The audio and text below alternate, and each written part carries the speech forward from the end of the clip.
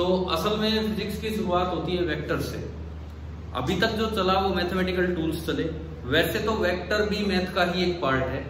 Vector खुद अपने आप में मैथ्स में ज्यादा डिटेल में आता है 12th क्लास में, परंतु इतना ही पार्ट फिजिक्स का भी है। फिजिक्स में भी वेक्टर का पूरा पूरा यूज है और इसे भी फिजिक्स का एक चैप्टर बना के पढ़ा जाता है। तो हमारा जो अगला चैप्टर है जो हम स्टार्ट कर रहे हैं that is vector.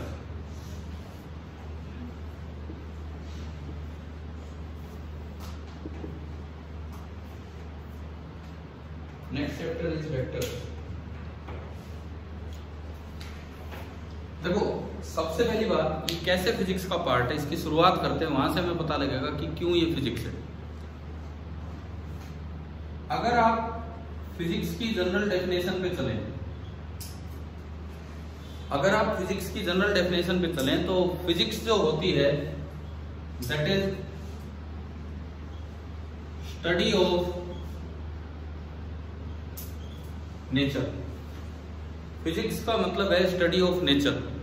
Nature means natural phenomena. हमारे आसपास जो भी घटनाएं घटित होने लग रही हैं, दिन रात बनना, मौसम बदलना, ये सारी चीजें फिजिक्स में हम पढ़ते हैं।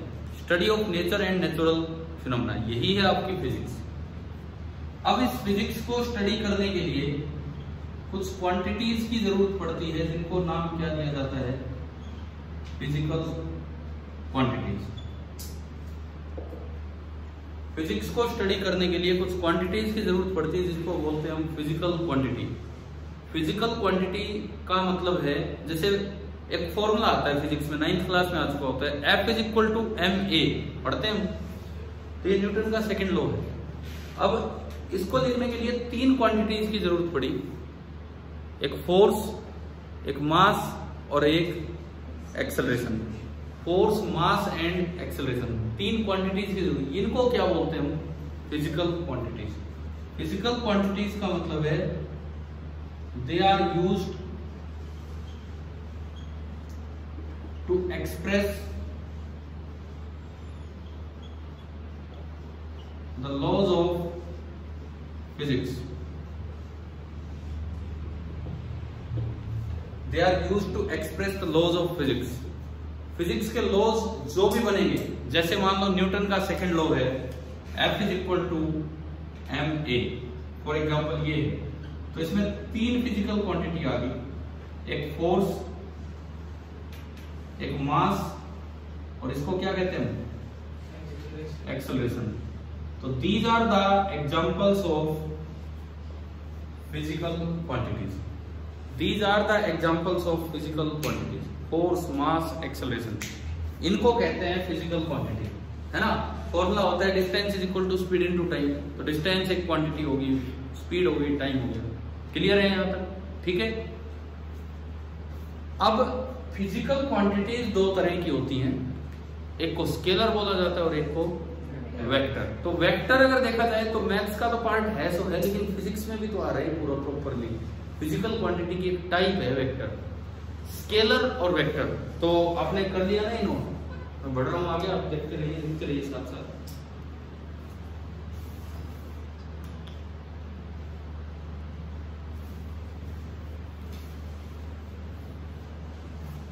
इसके बाद आता है 2 टाइप्स ऑफ फिजिकल क्वांटिटीज,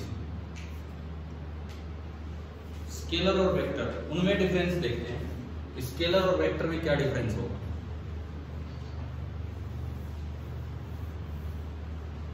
देखो एक जो मोटा मोटा डिफरेंस बच्चे के दिमाग में आता है वो ये होता है कि स्केलर जिसकी डायरेक्शन ना हो और वेक्टर जिसके पास डायरेक्शन हो। बट ये सफिशिएंट डेफिनेशन नहीं है।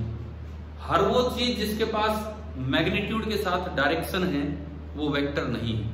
हर वो चीज वेक्टर नहीं है जिसके पास डायरेक्शन हो। वेक्टर होने के लिए कुछ जरूरी चीजें हैं, ठीक है, मैग्नीट्यूड हो, डायरेक्शन हो, बात तो ठीक है, but it should also follow some special laws।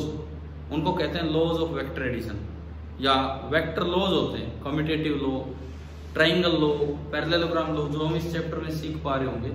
तो क्या होता है वेक्टर, नेक्स्ट हेडिंग आप इसके बाद लिख लेना, 2 टाइप्स ऑफ फिजिकल क्वांटिटीज। उसमें नंबर 1 वेक्टर, नेक्स्ट जो हम लिख रहे हैं 2 टाइप्स ऑफ फिजिकल क्वांटिटीज, इसमें नंबर 1 है आपका वेक्टर्स। वेक्टर्स में लिख लो these are the quantities, vectors में आप लिख लीजिए these are the quantities which have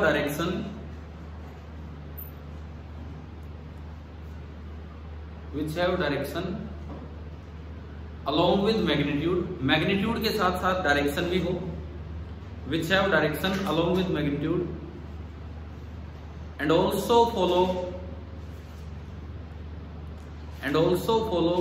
the laws of vector addition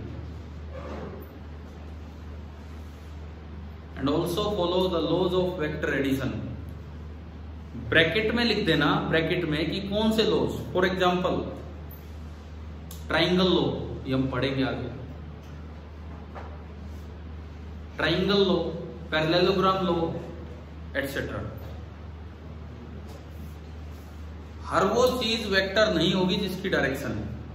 मैं एक बार कुछ एग्जांपल्स पे आता हूं, पहले नंबर 2 और लिख लेते हैं। नंबर 2 स्केलर,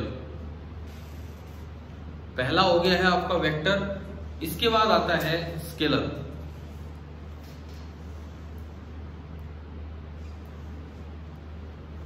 स्केलर क्या होते हैं, या तो डायरेक्शन ना हो, और अगर डायरेक्शन हो तो वेक्टर एडिशन लॉज को फॉलो ना करो। तो स्केलर में लिख दो they either do not have direction, scalar में आप लिख दीजिए they either do not have direction, या तो उनके पास डायरेक्शन नहीं है, और if they have direction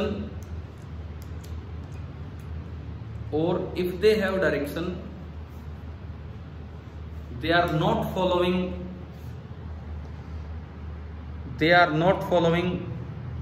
the laws of vector addition,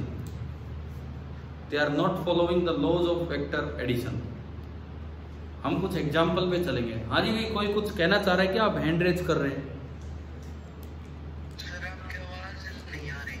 क्या? आपकी आवाज कट के आ रही है। अब यार ये तो क्या बताएं, या अगर कुछ भी ऐसा है ना कि आवाज अभी क्लियर नहीं आ रही हो, that may be due to network. मैं ये रिकॉर्ड भी कर रहा हूँ साथ साथ, तो हर बार की तरह आपके ग्रुप पे ये सेंड हो जाएगा।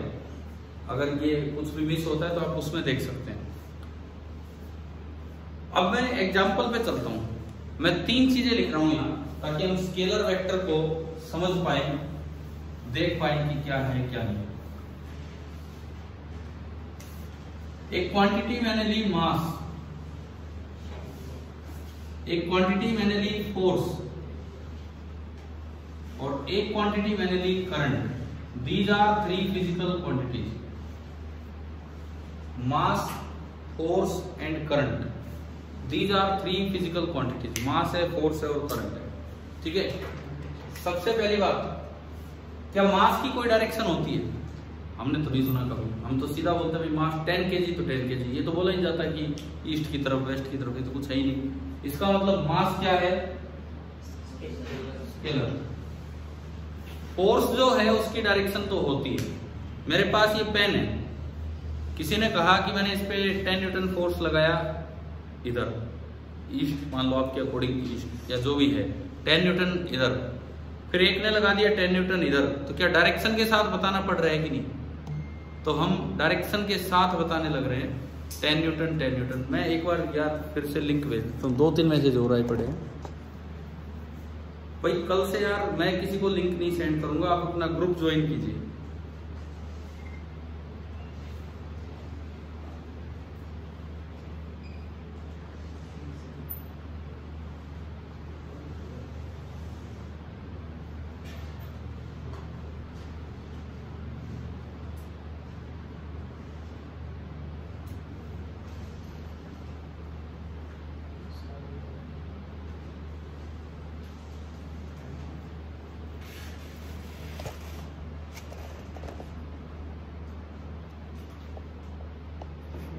अब देख लीजिए, आगे सुने। ये तीन क्वांटिटीज के एग्जांपल हम लेके चल रहे हैं। एक मास है, हमने देखा कि उसमें कोई डायरेक्शन है ही नहीं, तो इसलिए वो क्या है, स्केलर। दूसरी क्वांटिटी है फोर्स। अगर मेरे पास ये कोई पेन है, मैं इस पे 10 न्यूटन फोर्स इधर लगाऊं तो एक डायरेक्शन है, 10 न्यूटन इधर लगाऊं तो एक डायरेक्शन है, दोनों साइड से बराबर फोर्स लगाए तो क्या ये चलेगा या नहीं चलेगा? नहीं चलेगा। मतलब 10 + 10 20 हुआ कि 0 हुआ? 0। 10 + 10 20 ही होना था अगर वो स्केलर होता, लेकिन 10 + 10 0 हो रहा है, मतलब ये तो कोई स्पेशल रूल से जुड़ रहा है, इसका मतलब ये पक्का वेक्टर है। इसके पास डायरेक्शन भी है और इसका एडिशन भी कुछ स्पेशल रूल्स के तहत है, तो ये फोर्स कैसी क्वांटिटी है, वेक्टर। ये जो फोर्स है ये आपका वेक्टर वाली कैटेगरी में आ गया है। अब बात आती है करंट। आप 10th में पढ़ के आए होते हैं करंट। किसी वायर में करंट फ्लो कर रहा है, जैसे 5 एम्पियर, सपोज इधर से भी करंट आया, कितना आया, 5 एम्पियर। आपने पढ़ा होगा 10th क्लास में, जुड़ के ना तीसरी वायर में निकलेगा और कितना निकलेगा, 10 एम्पियर। करंट की डायरेक्शन तो है, एक करंट ऐसे है, एक करंट ऐसे है, लेकिन 5 + 5 वो हमेशा कितना बनेगा, 10 ही बनेगा। करंट की डायरेक्शन तो है, लेकिन क्या वो स्पेशल लॉज के तहत जुड़ रहे हैं क्या? नहीं। तो ये स्केलर है या वेक्टर है? स्केलर। कई बच्चे बोल जाते हैं टेंसर। टेंसर के चक्कर में मत पड़ो, टेंसर का आपको कोई लेना देना नहीं अभी। ये बात गलत है, कहीं आप ये बोलते चलो कि जो स्केलर नहीं है, वेक्टर नहीं है, वो टेंसर है ना, ऐसा कुछ भी नहीं है। टेंसर एक मैथमेटिकल रिप्रेजेंटेशन होती है किसी फिजिकल क्वांटिटी की, ठीक है ना। वो हमें नहीं बोलना है कि जो स्केलर नहीं है, वेक्टर नहीं है, वो टेंसर है, ऐसा कुछ नहीं है। हमारे लिए फिजिकल क्वांटिटी दो हैं, एक स्केलर है और एक वेक्टर है। हमारे लिए दो फिजिकल क्वांटिटीज है। क्लियर है? क्या तीनों एग्जांपल से क्लियर हो गया है? डायरेक्शन ना हो तो स्केलर, डायरेक्शन भी है और स्पेशल लॉज को फॉलो कर रहा है तो वेक्टर। डायरेक्शन है लेकिन जुड़ नंबर की तरह रहा है तो वो स्केलर ही होगा। ठीक है, टेंसर आपके सिलेबस में नहीं है, हमें वो नहीं पढ़ना है। लेकिन ये बात गलत है कि जो क्वांटिटी वेक्टर भी नहीं है, स्केलर भी नहीं है, उसको टेंसर कहने लग जाए, ऐसा कुछ ना करें। ठीक है, तो वेक्टर की डेफिनेशन क्लियर हुई, क्या होते हैं वेक्टर, समझ आ गया है? एक मिनट, हाँ बोलो, दोबारा बोलो। करता हूं, पहले तो मैं एक और भी बात रिपीट करता हूं, तीसरी चौथी बार मैं ये कह रहा हूं, जिसको कल से वेक्टर की क्लास अटेंड करनी हो, स्कूल का बैकअप क्लास वाला ग्रुप ज्वाइन करे। आप मेरे पास मैसेज ना करें कि लिंक सेंड करने के लिए। क्लास डिस्टर्ब होती है और 10 मिनट तक ये डिस्टर्बेंस चलती है, और एक्चुअली इससे पहले भी मैं फ्री नहीं होता हूँ। 4 से 5 12th की क्लास होती है, तो बीच बीच में डिस्टर्बेंस होती है ग्रुप में लिंक सेंड कर देना और ये सब ना। तो मैं एक बार बैकअप क्लास ग्रुप में सेंड कर दिया करूंगा, आप उसी से ज्वाइन करेंगे अगर आपको क्लास अटेंड करनी है। अच्छा, दूसरी बात, आपने कहा कि एक करंट वाला रिपीट कर दो, मैं करता हूँ करंट वाला एग्जाम्पल रिपीट। 10th क्लास में ये पढ़ाया जाता है, सर्किट सोल्व करवाए जाते हैं।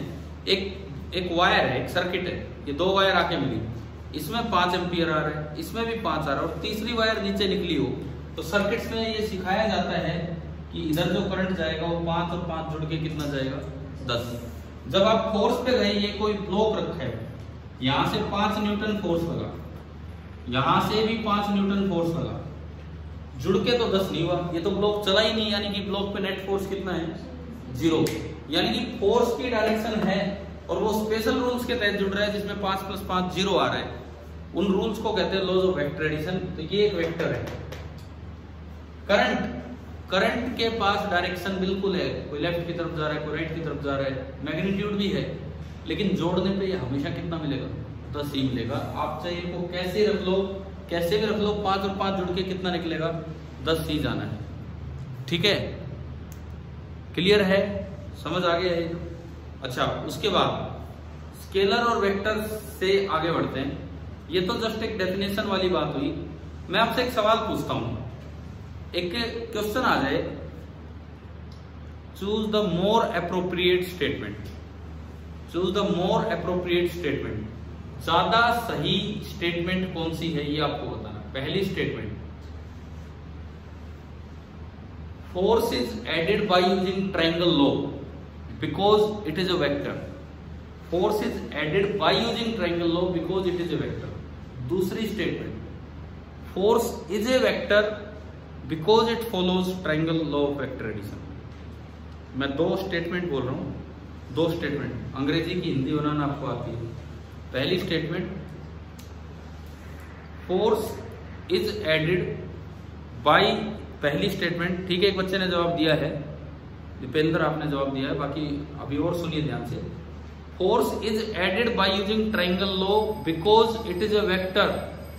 एंड दूसरी statement, force is a vector because it follows triangle law of vector addition.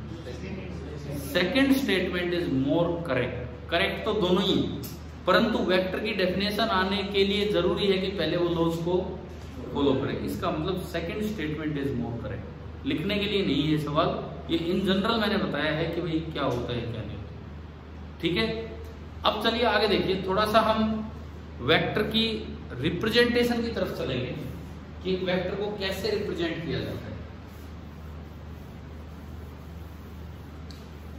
Next heading आप लिखना, symbolic representation of a vector. Symbolic representation of A vector.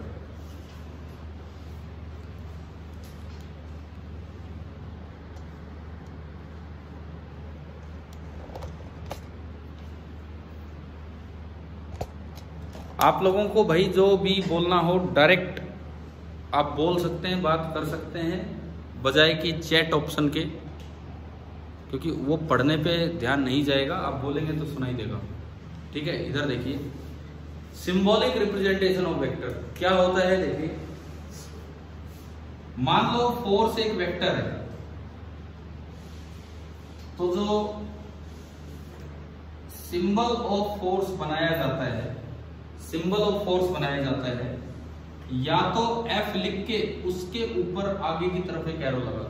ये आगे वाला एरो फोर्स की डायरेक्शन नहीं बता रहा है, ये केवल ये बता रहा है कि नीचे लिखी हुई क्वांटिटी क्या है, एक वेक्टर है। ये नहीं कह रहा कि फोर्स आगे लग रहा, फोर्स कहीं लगे, ये सिंबल है एक वेक्टर का। या फिर तरीका होता है लेटर को बोल्ड कर दो, लेटर को आप बोल्ड कर दो। टाइपिंग में तो दोनों मेथड यूज कर दिए जाते हैं, लेकिन जब आप हाथ से लिखते हो तो ये आसान है, इसमें तो पेज ही फट जाएगा, ये आसान है, ठीक है ना।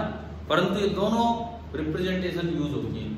अच्छा, आपकी एनसीईआरटी टेक्स्ट बुक +1 में ज्यादा ये यूज की गई है, बोल्ड लेटर रिप्रेजेंटेशन ज्यादा यूज की गई है, और कई किताबों में ये ज्यादा यूज कर लेते हैं, दोनों यूज होती है, एक ही बात है। This is the symbolic representation of a vector. अब ये बताओ, अगर कहीं ऐसे लिख दिया F, तो क्या ये स्केलर बन गया? तो फिर क्या मतलब, फिर क्या ये रिप्रेजेंटेशन होगा? इसका मतलब ये है, अगर कहीं खाली ये लिखा हो तो इसका मतलब है कि आप F का क्या बता रहे हो? मैग्नीट्यूड। अगर कहीं खाली ये लिखा हो, इसका मतलब है कि आप F का मैग्नीट्यूड बता रहे हैं। खाली ये लिखा है मतलब आप F का मैग्नीट्यूड बता रहे हैं, ठीक है। इसका मतलब ये नहीं कि स्केलर हो गया, है तो वेक्टर ही, लेकिन आप उसका मैग्नीट्यूड बता रहे हैं। समझ आ गया है? डायरेक्शन अलग से बता रहे हैं। अब ये तो हो गया सिंबल कि फोर्स का सिंबल क्या दिया जाता है। अब थोड़ा और आगे चलो, एरो वाइज कैसे रिप्रेजेंट करते हैं, तो इसका एक ज्योमेट्रिक रिप्रेजेंटेशन देखिए। तो next heading, geometric representation of vector. ये तो था सिंबॉलिक रिप्रेजेंटेशन ऑफ वेक्टर। इसके बाद आता है geometric representation of vector.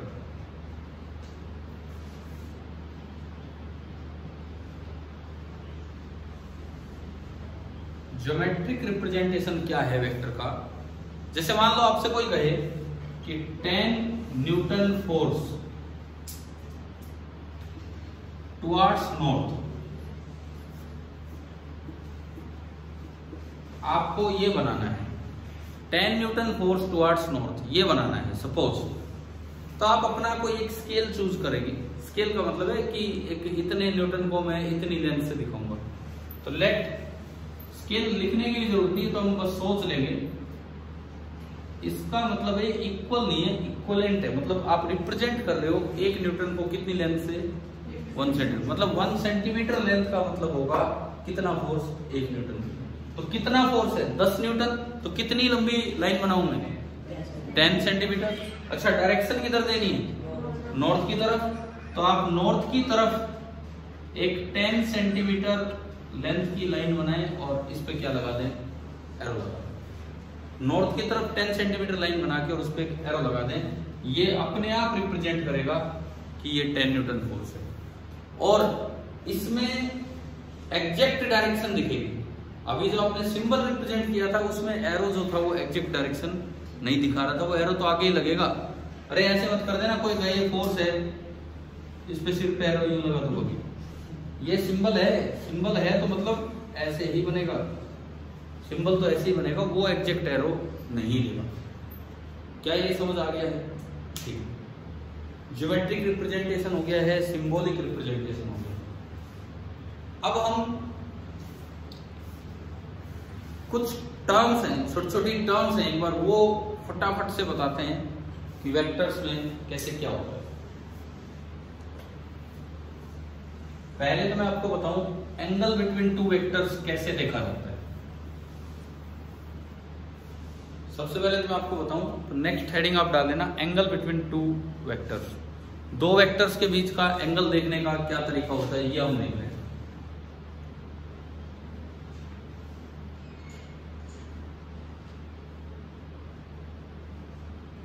Angle between two vectors, मान लिया मैंने वो एंगल है थीटा, तो ये थीटा कैसे रिप्रेजेंट होता है ये बताता हूं। ये एक वेक्टर है ए, ये कोई दूसरा वेक्टर है बी, और मुझे बोला है कि इनके बीच का एंगल है थीटा। तो मैं कैसे दिखाऊंगा, सुनो। एक वेक्टर को आप फ्रीली ट्रांसलेट कर सकते हो कहीं भी, बिना घुमाए, बिना उसकी लेंथ कम ज्यादा की, आप उसको फ्रीली ट्रांसलेट कर सकते हो। रोटेट नहीं कर सकते हो, ट्रांसलेट कर सकते हो, ठीक है। रोटेट करो तो पूरा 360 से करो ताकि वो सेम रहे। किसी और एंगल से टर्न कर दिया तो वो चेंज हो जाएगा, किसी और एंगल से टर्न कर दिया तो वो चेंज हो जाएगा, ठीक है। तो आप क्या करो, इसको रखने के दो तरीके होते हैं, इन दो वेक्टर्स को प्लेस करने के दो तरीके होते हैं। सबसे पहली बात, आपने ज्योमेट्रिक रिप्रेजेंटेशन एक टॉपिक लिखा है, उसमें जो स्टार्टिंग पॉइंट ऑफ वेक्टर उसको नाम दे दो टेल, और जहां एरो लगा है उसको नाम दे दो हेड। जो ज्योमेट्रिक रिप्रेजेंटेशन अगर आपने लिखा है, स्टार्टिंग पॉइंट को आप टेल बोल दीजिए और जो फिनिशिंग पॉइंट है उसको आप बोल दीजिए हेड। वो आपका हेड है, आपका नहीं वेक्टर का, ठीक है। तो सुनो, इसमें ये ए और बी के बीच में एंगल कैसे लिखना है। सबसे पहले मैं आपको वेक्टर लिख के दिखाऊं सेम ऑर्डर में, वेक्टर इन सेम ऑर्डर, और उसके बाद हम वेक्टर रख के दिखाएंगे अपोजिट ऑर्डर में। पहले तो इसका मतलब देखते हैं कि वेक्टर इन सेम ऑर्डर क्या है और वेक्टर इन अपोजिट ऑर्डर क्या होगा। पहले इसका मतलब देखते हैं। सेम ऑर्डर में रखने का मतलब है, एक वेक्टर आप लेके आओ, यहां एज इट इज रख दो, बिना घुमाए, बिना लेंथ चेंज किए। दूसरा उठा के लाओ और इस तरह रखो कि दूसरे की टेल पहले के हेड पे हो, दूसरे की टेल पहले के हेड पे हो। तो ये यूं रखा जाए, ये आपका वेक्टर है डी। ए और बी फिलहाल किस ऑर्डर में रखे गए हैं, सेम ऑर्डर में। अब मैं उनको रख के दिखाता हूं अपोजिट ऑर्डर में। अपोजिट ऑर्डर में रखने का मतलब होता है, ए को आप उठा के लाए, ये आपने वेक्टर ए उठाया, और बी को आप इस तरह रख दो कि ए के टेल पे बी की टेल रखी जाए। तो इसको इतना आगे मत ले जाओ, यहां रख दो, यहां ये आपका हो गया वेक्टर बी।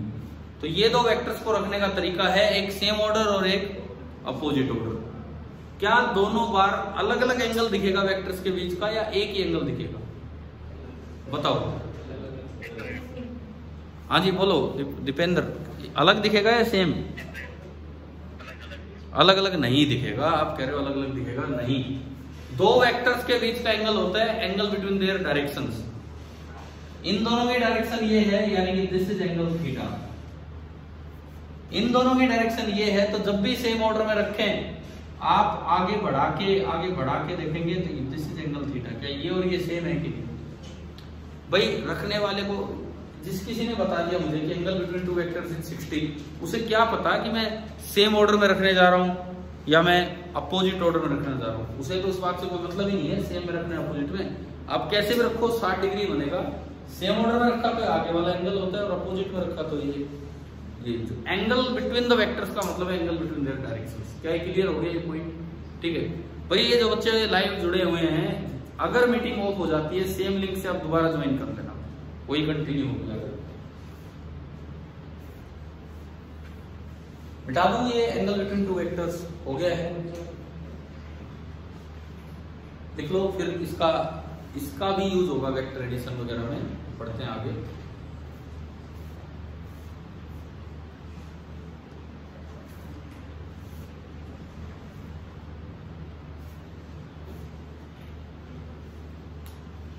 अब कुछ टर्म्स हैं, छोटी छोटी सी टर्म्स हैं जो अक्सर वेक्टर्स में यूज हो जाया करती हैं, तो उन टर्म्स का मतलब हम देखते हैं क्या है।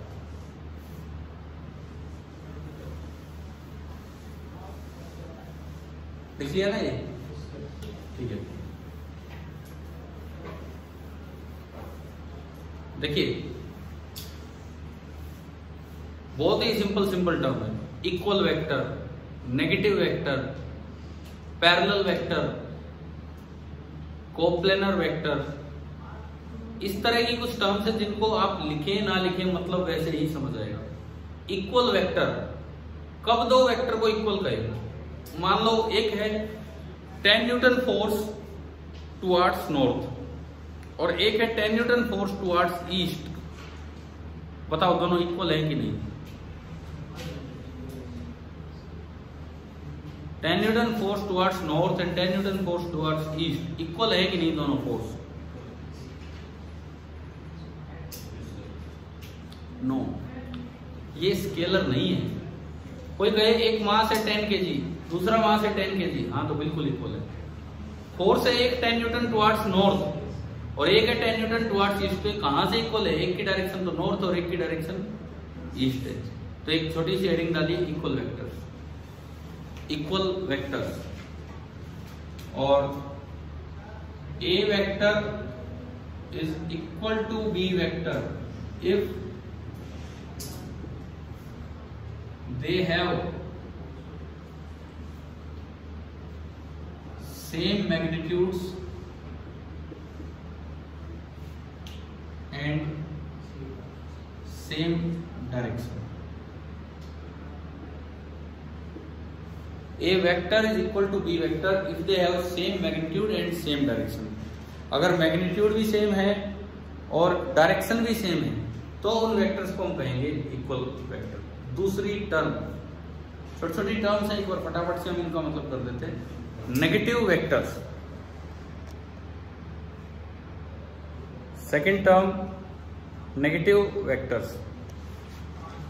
एक बार मैं नेगेटिव वेक्टर पे चलूं, देखिए आप इधर ऐसा ही है। A vector is negative of B vector if they have same magnitude and same direction की बजाय अपोजिट डायरेक्शन। आपको बोला गया है आपसे कि 10 Newton force towards north and 10 Newton force towards south, दोनों का मैग्नीट्यूड तो सेम और डायरेक्शन अपोजिट है, तो ये कैसे वेक्टर होते हैं एक दूसरे के? नेगेटिव। क्लियर है? Negative vector. भाई एक बार आप वीडियो ऑन करो जस्ट 2 मिनट के लिए।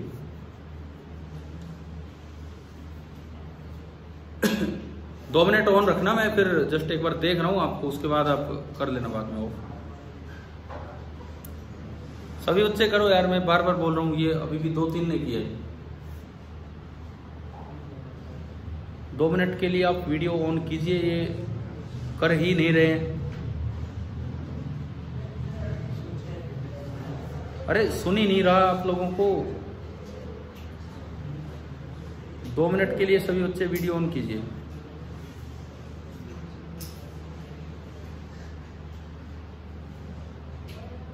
ठीक है, कुछ ने किया कुछ ने नहीं किया। ठीक है भाई, आप ऑफ ही कर दीजिए वीडियो। देख लो इधर, ये नेगेटिव वेक्टर हो गए, इक्वल वेक्टर हो गए। Next term parallel vectors. Parallel vectors किनको कहते हैं? पैरेलल का दूसरा नाम एक और है, कोलिनियर वेक्टर्स। पैरेलल या कोलिनियर वेक्टर्स, अगर किन्हीं दो वेक्टर्स का मैग्नीट्यूड चाहे कुछ भी हो, कोई लिंक ही नहीं, पैरेलल कब होंगे? जब या तो डायरेक्शन सेम हो या डायरेक्शन अपोजिट हो, दोनों को पैरेलल कहा जाता है। ठीक है, पैरेलल वेक्टर का मतलब है ए vector is parallel to B vector if they have either same directions और अपोजिट डायरेक्शंस।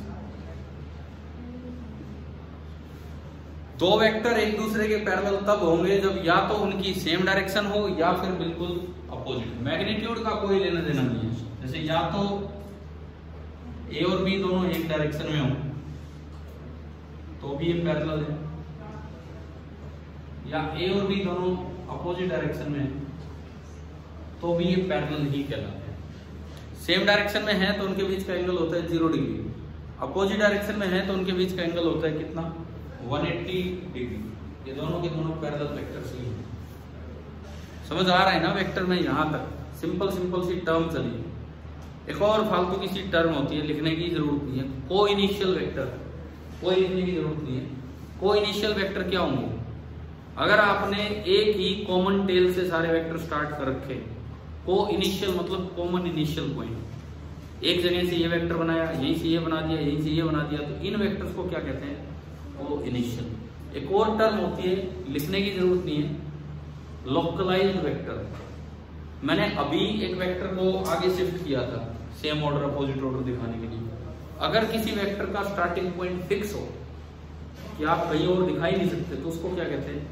Localised vector. हम जो पढ़ते हैं वो सारे के सारे कैसे वेक्टर होते हैं? Non localised, free vector. आप उनको कहीं भी ले जा सकते हैं। ठीक है, एक और टर्म होती है, लिखने की जरूरत नहीं है, ये जस्ट आपको वैसे पता होना चाहिए, ऑर्थोगोनल वेक्टर्स। चाहे लिखना चाहो तो खुद क्लास के बाद अपने आप लिख सकते हो। ऑर्थोगोनल मतलब परपेंडिकुलर। अगर ए और बी दो वेक्टर्स के बीच का एंगल 90 डिग्री है तो उनको हम क्या कहते हैं? Orthogonal vectors. ठीक है, एक और टर्म होती है coplanar and non planar vectors. Coplanar मतलब एक ही प्लेन में, जैसे मेरे हाथ में ये सारे वेक्टर रखे, कोप्लेनर एंड नॉन प्लेनर। एक बात बताओ, क्या दो वेक्टर नॉन प्लेनर हो सकते हैं कि नहीं? क्या दो वेक्टर नॉन प्लेनर हो सकते हैं या नहीं? एक ये वेक्टर है, मैं एक और पेन लेता हूं। सपोज ये दो वेक्टर मैंने दिखाए, एक बोर्ड पे रखा हुआ है और एक बाहर है। एक बोर्ड पे रखा है और एक बाहर है। ये कोप्लेनर है कि नॉन प्लेनर? नहीं। Two vectors are always coplanar. अगर दो वेक्टर होंगे तो आपको एक प्लेन हमेशा मिलेगा जिसमें वो दोनों लाई करें। ऐसे हैं तो ये प्लेन है, ऐसे हैं तो ये प्लेन है। अगर आपको दो वेक्टर दिए हैं, जैसे आपने 10 तक पढ़ा होगा ज्योमेट्री में, 2 पॉइंट्स आर ऑलवेज कोलिनियर। पढ़ा है 2 पॉइंट्स आर ऑलवेज कोलिनियर।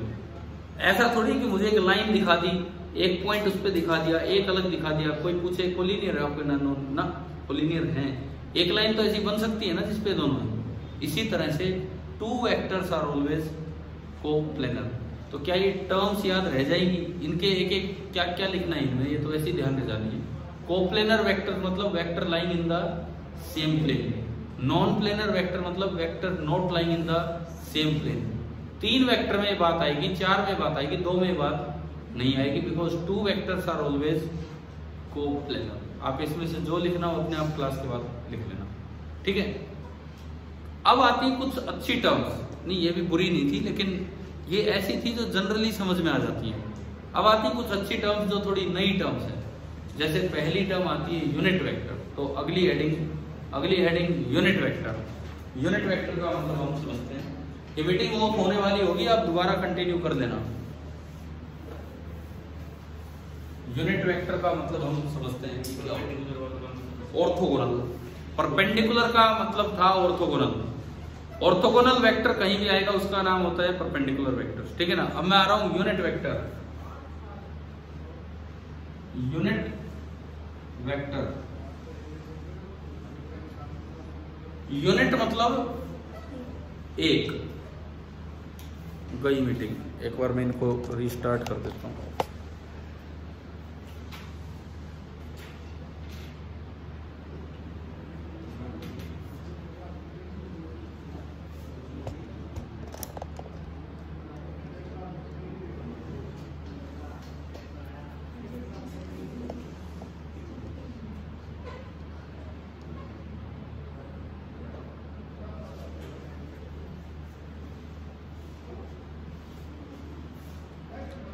देखो इसके नाम से पता लग रहा है यूनिट वेक्टर, यूनिट का मतलब है 1, यानी कि एक ऐसा वेक्टर जिसका मैग्नीट्यूड कितना हो 1। ऐसा कोई भी वेक्टर जिसका मैग्नीट्यूड 1 है, ऐसा कोई भी वेक्टर जिसका मैग्नीट्यूड 1 है उसको हम कहेंगे unit vector. Vector having unit magnitude,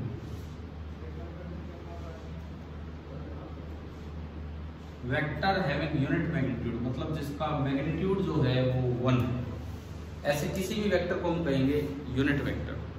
ठीक है, फॉर एग्जांपल आपको इधर की तरफ एक वेक्टर दिया गया and let this vector be A, ये वेक्टर ए है और हमसे कहा गया कि जो मोड ऑफ ए है, mode of A this is 5 units, ये दे दिया और आपको इसका यूनिट वेक्टर बनाना है। आप इसके 5 हिस्से कर दो, 1 2 3 4, बराबर बराबर से इसके 5 हिस्से कर दिए। अब ये जो आगे वाला टुकड़ा बचेगा, आगे वाला टुकड़ा जो केवल इसकी डायरेक्शन बता रहा है, वेक्टर का मैग्नीट्यूड तो आपने 1 कर दिया, ये इसका काम ही क्या बचा है, ए वेक्टर की डायरेक्शन देने का काम बचा है। इस वेक्टर की डायरेक्शन बताने वाला ये वेक्टर, इसको कहेंगे यूनिट वेक्टर ऑफ ए और इसका नोटेशन जो यूज किया जाता है that is called A cap. Cap लगा देते हैं इस पे, इसको बोलते हैं ए कैप। आगे हायर फिजिक्स में ये कैप नोटेशन दोबारा आती है, वहां पे कैप नहीं, वहां पे इसका नाम हो जाता है कैरेट, CARET, वहां पे इसको बोलते हैं कैरेट। वो ऑपरेटर होता है वो कई ऑपरेटर होते हैं हायर फिजिक्स में, मोमेंटम ऑपरेटर, एनर्जी ऑपरेटर। हमारे लिए इस सिंबल का नाम क्या रहेगा, कैरेट नहीं, हम क्या बोलेंगे इसको, कैप बोलेंगे। ए कैप का मतलब है यूनिट वेक्टर ऑफ ए। अगर आप कहीं ए कैप लिखते हो इसका मतलब है unit vector of complete vector A, ये होता है ए कैप। अच्छा, ए कैप निकालने का तरीका भी अभी लिख रहे हैं। मैंने वेक्टर ए को 5 से भाग कर दिया तो ए कैप आ जाएगा। मैं अगर वेक्टर ए को 5 से भाग कर दूं तो ये आपका ए कैप आ जाना है। 5 क्या है, इसका मैग्नीट्यूड है। इसका मतलब मेरे पास यूनिट वेक्टर लिखने का एक तरीका आ गया, यूनिट वेक्टर बराबर वेक्टर ए अपॉन ए का मैग्नीट्यूड।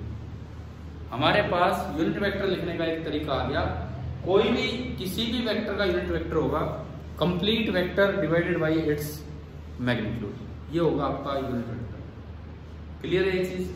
ठीक है, टर्म तो क्लियर हुई। आगे जब थोड़ा और बढ़ेंगे वेक्टर में तो यूनिट वेक्टर कैलकुलेट कैसे होगा वो भी हम सीख रहे होंगे। अब यहाँ 3 बड़े स्पेशल सिंबल्स चल रहे हैं कभी से, 3 बड़े स्पेशल सिंबल्स यूज हो रहे हैं कभी से ही, वो देखिए आप क्या है, i cap, j cap and k cap. एक जो स्टैंडर्ड सिस्टम होता है ये x axis, y axis and this one is your z axis. X axis के अलाउंग कोई भी वेक्टर आ जाए, एक्स एक्सिस के अलाउंग कोई भी वेक्टर आ जाए, उसके यूनिट वेक्टर को अभी से ही सिंबल दिया जा रहा है क्या, आई कैप। आई कैप का मतलब होता है unit vector along x axis. Y axis के अलोंग कोई भी वेक्टर आ जाए, कोई भी, और उसका जो यूनिट वेक्टर बनेगा वो ये है, और इसका हाँ बिल्कुल सिंबल क्या होता है, जे कैप। जेड एक्सिस के अलोंग कोई भी वेक्टर आ जाए, कोई भी वेक्टर, और उसका सिंबल क्या दिया जाता है, के कैप। और ये जो तीनों वेक्टर्स होते हैं ये एक दूसरे के परपेंडिकुलर होते हैं, ये तीनों वेक्टर्स एक दूसरे के परपेंडिकुलर होते हैं। तो ये कभी से कन्वेंशन चला आ रहा है कि एक्स वाई और जेड एक्सिस के यूनिट वेक्टर्स को बोला जाता है i cap, j cap and k cap. अब मान लो कभी आपको लिखना हो कोई वेक्टर, इतना सा लिखना हो, a vector of 5 unit along positive x axis, vector form में लिख के लिखो। आपसे ये बोला गया है, सपोज ये बोला गया है ए वेक्टर ऑफ 5 यूनिट्स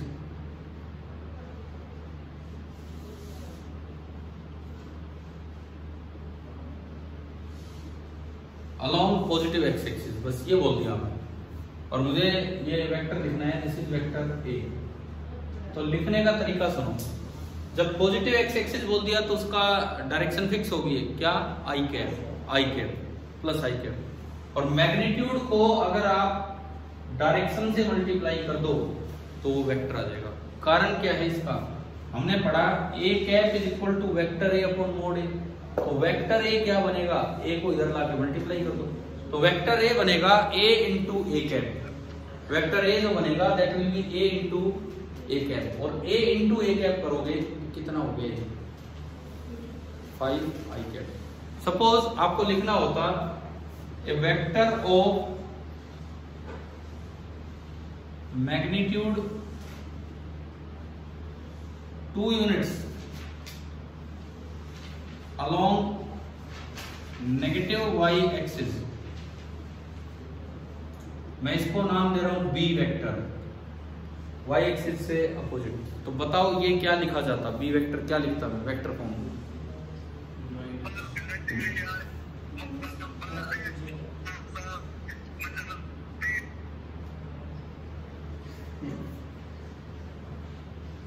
पूछ तो नहीं रहे थे, दोबारा बताओ 1 मिनट। आप आंसर दे रहे हो ना,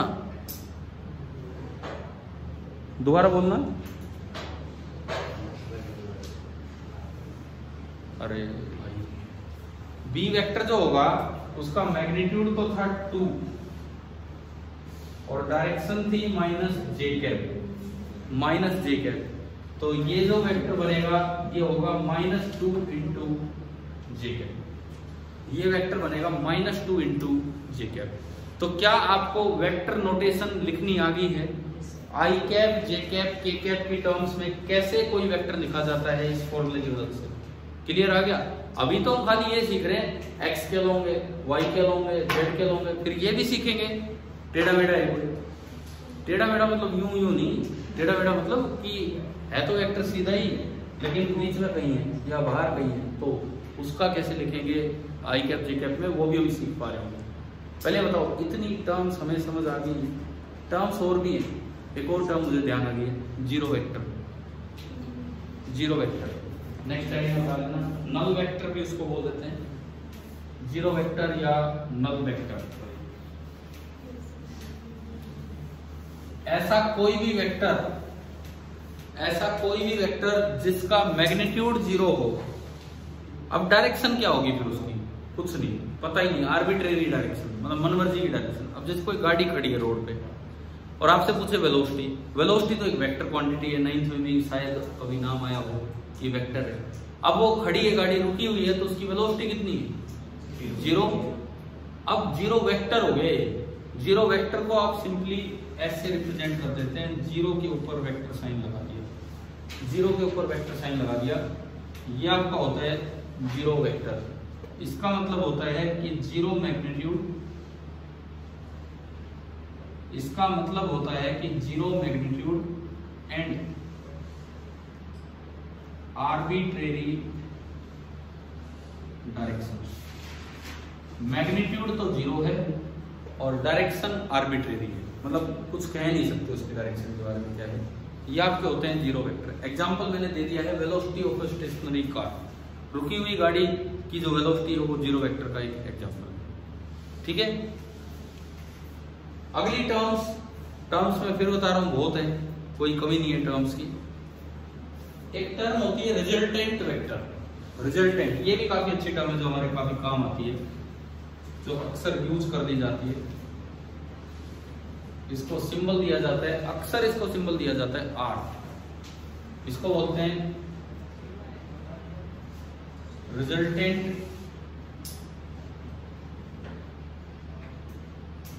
वेक्टर। रिजल्टेंट वेक्टर क्या होता है, अगर 3 या 2 या कितने भी वेक्टर थे, उन सब ने मिलके कोई काम किया है, एक अकेला वेक्टर जो उतना ही काम करते हैं जितना उन 2-3 ने मिलके किया है, वो अकेला उन सब का क्या होगा, रिजल्टेंट। ठीक है भाई, किसी पे 5 न्यूटन फोर्स आगे लगाया और 3 पीछे लगाया, तो ये चलेगा तो आगे, लेकिन कितने फोर्स से चल रहे हैं, 2 न्यूटन से। तो इसकी बजाय आप एक अकेला 2 न्यूटन ही लगा दो तो वही काम कर रहे हैं, मतलब 5 और 3 का रिजल्टेंट कितना हो गया, 2 हो गया। 5 आगे लगाया और 5 और आगे लगाया तो रिजल्टेंट 10, दोनों आगे 5 इधर 5 इधर, रिजल्टेंट 10, 5 इधर 5 अपोजिट डायरेक्शन में, रिजल्टेंट 0। कुल मिला के 2 या 3 या 4 वेक्टर्स का जो सम होता है उसी को क्या कह देते हैं हम, रिजल्टेंट। तो आर वेक्टर में एक लाइन में अगर डिफाइन करूं कि it is that single vector, आप लिखना चाहो तो लिख लो, आर वेक्टर क्या होता है, it is that single vector which produces the same effect, it is that single vector which produces the same effect as produced by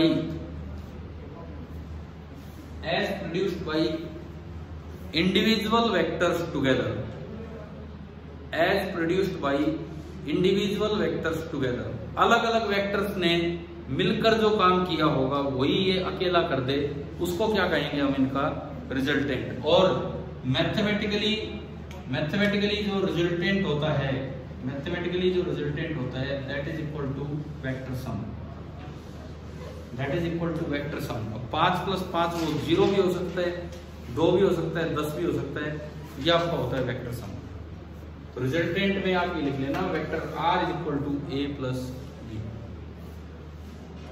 एक और ऐसी टर्म होती है बिल्कुल इसके जैसी, इक्विलिब्रिएंट वेक्टर, लिख लो नेक्स्ट टर्म, इक्विलिब्रिएंट, EQUILIBRIANT, इक्विलिब्रिएंट वेक्टर। क्या होगा इक्विलिब्रिएंट वेक्टर, 2 या 3 वेक्टर ने मिलके जो काम किया, अकेला ऐसा वेक्टर जो सारे काम पे पानी कर दे, मतलब विनाशकारी काम करते, मतलब रिजल्टेंट का नेगेटिव। आप एक बार इधर गए, फिर आप एक बार इधर गए, तो एक अकेला वेक्टर जो यहां पहुंचा है वो तो ये है, तो ये तो रिजल्टेंट हो गया। और एक अकेला वेक्टर जो वापस आपको वही उठा ले, तो ये क्या हो गया, इक्विलिब्रिएंट। समझ आ गया है? तो इक्विलिब्रिएंट वेक्टर में इतना लिख दो, it is the negative of R, it is the negative of resultant. R पे वेक्टर साइन लगा लेना, it is the negative of resultant. Resultant का जो नेगेटिव होगा उसी को हम कहेंगे इक्विलिब्रिएंट वेक्टर। समझ आ गया है? अगली एक और टर्म है, उसको कहते हैं position vector. Next heading, position vector. इसको किसी से नहीं, कोई स्टैंडर्ड नहीं है। इक्विलिब्रिएंट वेक्टर कोई ऐसा नहीं है कि हम बहुत ज्यादा यूज करते हैं। आप डिनोट करने को ई से कर लो, किसी से कर लो, -r से डिनोट कर देते हैं इसको ना। नेक्स्ट टर्म हमने बोली है पोजीशन वेक्टर। अब ये सुनिए क्या है, ये कोई 3D स्पेस बना हुआ है और मैं अगर इसमें कहीं ये पॉइंट बनाऊं, कहीं भी हवा में, ये बोर्ड पे नहीं टिका है, बाहर है कहीं, और मैंने उसके कोऑर्डिनेट लिख दिए x, y, z। ये मैंने एक इक्विलिब्रिएंट वेक्टर बना दिया ना, सॉरी पॉइंट बनाया है x, y, z। Position vector का मतलब है ओरिजिन से इसको डायरेक्टली जोड़ने वाला जो वेक्टर होगा उसको क्या कहेंगे, पोजीशन वेक्टर। ये कोई रूम है, इसमें कॉर्नर ओरिजिन है और यहाँ हवा में पॉइंट है, तो इस कॉर्नर से डायरेक्ट इसको ज्वाइन कर दो, ये क्या बनेगा, पोजीशन वेक्टर। ये मैंने कोशिश की है बोर्ड पे दिखाने की, बट ये बाहर है, बोर्ड पे टिका हुआ नहीं है। पोजीशन वेक्टर को अक्सर हम रिप्रेजेंट कर देते हैं R से, और इसकी नोटेशन हमारे लिए बहुत इंपॉर्टेंट है, जो काम आएगी फिजिक्स में। कैसे? अगर इस पॉइंट के कोऑर्डिनेट्स हैं x, y और z, तो पोजीशन वेक्टर लिखने का सीधा तरीका होता है x को i कैप से मल्टीप्लाई करो, अगर x नेगेटिव है तो माइनस साइन के साथ होगा, प्लस y को j कैप से मल्टीप्लाई करो और प्लस z को a कैप से। This is the vector notation of position vector. अगर स्पेस में कहीं भी कोई पॉइंट है x, y, z और आपको लिखना है पोजीशन वेक्टर, ओरिजिन से उसको ज्वाइन करने वाला वेक्टर, तो आप क्या करेंगे, x into y cap, x into x axis का यूनिट वेक्टर, प्लस उसका y कोऑर्डिनेट इंटू y का unit vector, plus z into z। For example आप बताओ, अगर एक पॉइंट होता जिसके कोऑर्डिनेट हमें दिए होते, मान लो कोई a पॉइंट है 1, -1, 0, तो बताओ जी इसका पोजीशन वेक्टर क्या बनेगा, R of A। 1 into i cap, यानी कि I cap -1 into J cap minus J cap and plus 0 K cap. तो क्या हमें पोजीशन वेक्टर समझ आ गया है? एक और बता देता हूं, डिस्प्लेसमेंट वेक्टर। बस ये आज का फिनिशिंग पार्ट, आखिरी पार्ट मैं आज का ही बता रहा हूं। डिस्प्लेसमेंट वेक्टर, डिस्प्लेसमेंट वेक्टर क्या होता है? फाइनल पॉइंट का पोजीशन वेक्टर माइनस इनिशियल का। आपने 9th में एक वर्ड सुना है डिस्प्लेसमेंट। आप किसी रास्ते से घूम करके जाओ, इनिशियल से फाइनल को सीधा ज्वाइन कर दो, उसको क्या कहते हैं? डिस्प्लेसमेंट। 9th क्लास में उसको सिंबल देते होंगे एस, देते थे S, S is equal to u t plus half a t square, इस तरह की इक्वेशन मिली। Position vector of final point minus position vector of initial point. अब ये घटाएं कैसे? आई कैप में आई कैप, जे कैप में जे कैप घटा दो और के कैप में के कैप घटा दो, अलग अलग घटा लो, वो क्या आ जाएगा? आपका डिस्प्लेसमेंट वेक्टर आ जाएगा। ठीक है, चलिए आज की मीटिंग हम ऑफ करते हैं। समझ आ गया होगा ये, है ना भाई?